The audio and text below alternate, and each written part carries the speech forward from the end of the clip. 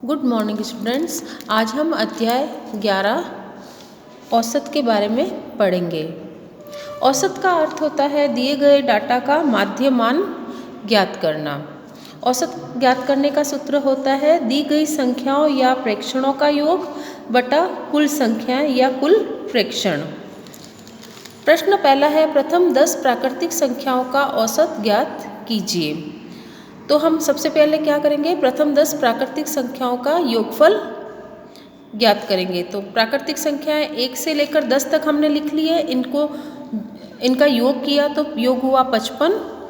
तो अब हम औसत निकालने के लिए क्या करेंगे, प्रथम 10 प्राकृतिक संख्याओं का योगफल बटा कुल संख्याएं। संख्याएं कितनी है 10, तो हम 55 बटा 10 लिखेंगे। अब 10 का भाग हम 55 में करेंगे तो 5.5 आंसर आएगा। दूसरा प्रश्न प्रथम 10 विषम संख्याओं का योगफल ज्ञात कीजिए। तो प्रथम 10 विषम संख्याएं 1, 3, 5, 7, 9, 11, 13, 15, 17 और 19।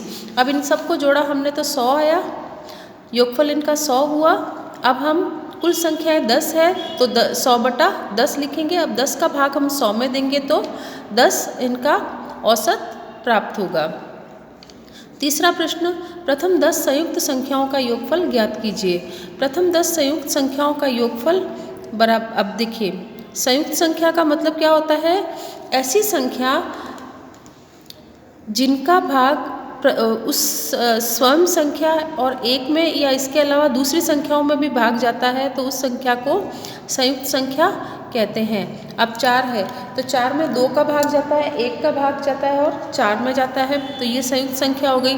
तो हमने इसी प्रकार संयुक्त संख्याएं हमने लिखी है 4, 6, 8, 9, 10, 12, 14, 15, 16 और 18। इन सब का योग किया हमने तो 112 प्राप्त हुए।